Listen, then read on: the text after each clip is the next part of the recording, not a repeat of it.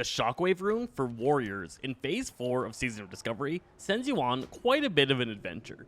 One of the quests in this line actually requires you to be level 59 or 60 to pick up, so don't even start it if you're not that level. To start it all off, you have to make your way all the way down to the very southern coast of Daenerys. Swimming your way around the eastern side, you can come down onto these turtly shores, and down here you're going to find this robot buried in the sand. Interacting with that is going to give you the beach bot quest, which will need you to smash the thing with a rock to get a guided buoyancy accelerant. This is going to give you a massive boost to your swim speed. You're now going to start the quest Mechanical Romance. Looking out into the waters, you can find the NPC Spike Lakeman, or you can just see this island way off into the distance if your view rate is really high. You're going to want to jump into the water and start swimming, using that buoyancy accelerant to massively increase your swim speed. Swim your way following this NPC all the way out to the island out in the distance and find Sebastian Jurgens on the remote island over there. He's going to offer you the quest Frosty Favors. This sends you all the way up to Winter Spring in northeastern Kalimdor, where you need to find Numi. This is around 6137 in Winter Spring. Turning into her, she's going to give you the quest Red Bag Blues, which is now sending you to the Burning Steppes in Eastern Kingdoms. Make your way up to the northern section in the middle of the map, and you're going to find this path of torches leading you up into the hills. At 5929, you're going to be able to find the red bag, which will start you on the quest, the Poacher's Den.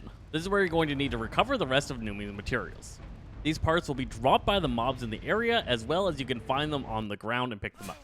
Once you're done with that, you're headed all the way back up to Winter Spring, up to Everlook to hand back in Poacher's Den to Numi. She'll give you the book Structural Dynamics of Flow.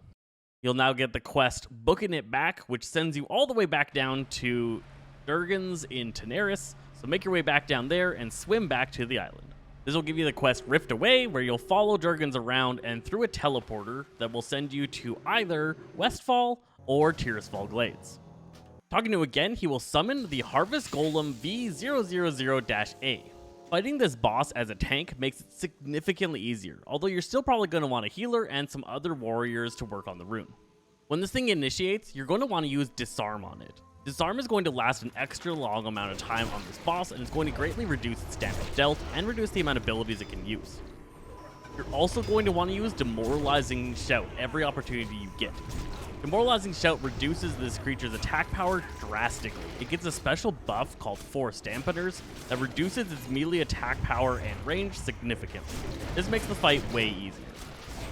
In Phase 1, he's going to have Omni Diffusion Armor.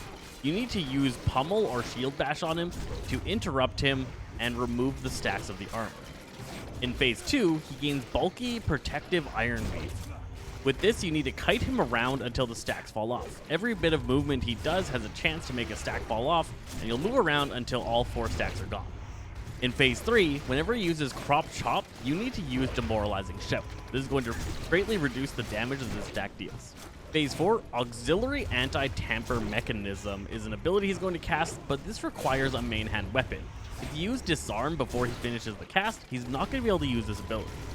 In the last phase, he's going to use Recycle, and if you have a shield and use Shield Block while he's casting this, you're going to be able to counter this mechanic.